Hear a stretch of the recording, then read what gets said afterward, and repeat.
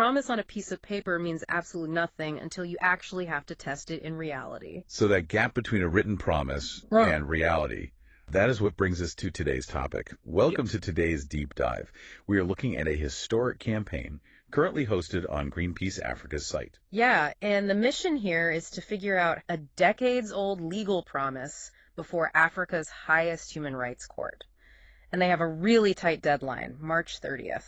The ambition here is just massive. I mean, they are basically pushing to have the climate crisis officially recognized as a crime against the people of the continent.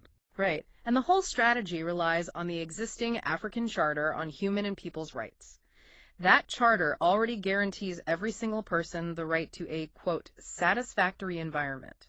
Wait, I mean, I'm a bit confused here. If this right to a satisfactory environment is already written right there in the charter, why do we need a massive campaign for a brand new court declaration? Yeah. Like, isn't the law already the law? Well, yes, it is. But petition argues that governments are, looking away while corporations pollute land and water for profit. Right, because there's no teeth to it. Exactly. There is simply no functional legal mechanism to actually enforce that written promise. So this court case would finally give everyday citizens a real legal tool.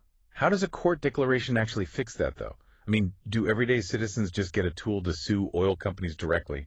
That is the whole point of this strategy, yeah. If the African court issues this declaration, it becomes a binding interpretation for member states. So suddenly, a community dealing with, say, a leaking pipeline doesn't have to rely on a weak local environmental agency. They can just bypass that entirely. Precisely. They can take the corporation straight to local courts for violating their foundational human rights. Okay, so this legal tool has two crosshairs: governments and corporations, and if the campaign wins, they want 4 specific declarations carved into stone, right? Yeah, 4 main things.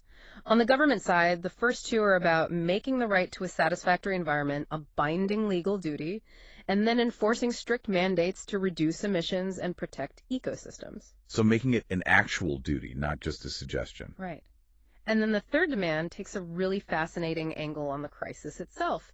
They want the court to declare that the geographic imbalance of the crisis is a direct human rights violation. Just because Africa emits the least globally, but bears a disproportionate burden of the damage. Exactly. They aren't just arguing that climate change is bad. They are saying that this disproportionate burden is, legally speaking, a rights violation in itself. That kind of flips international climate law on its head, doesn't it? It turns a geographic reality into a strict legal liability. It really does. And that plays right into the fourth demand, which targets the corporate side. The big polluters. Yes. They are seeking a ruling that those big polluters operating on the continent can and must be held directly accountable under this African human rights law. So taking a step back, what does this mean for you listening right now? I mean, even if you are thousands of miles away from this specific court, why should you care about a Greenpeace Africa petition? Well, because it represents a massive pivot in how global environmental issues are handled. A total shift in strategy. Yeah. For years, we have watched these slow, grinding political negotiations try to solve this. But what we are seeing here is an attempt to completely bypass that political gridlock. By using existing binding human rights law to directly empower citizens. That is a huge shift. It is. It takes the power out of the endless summits and puts it into local courts. Which leaves us with something pretty wild to think about.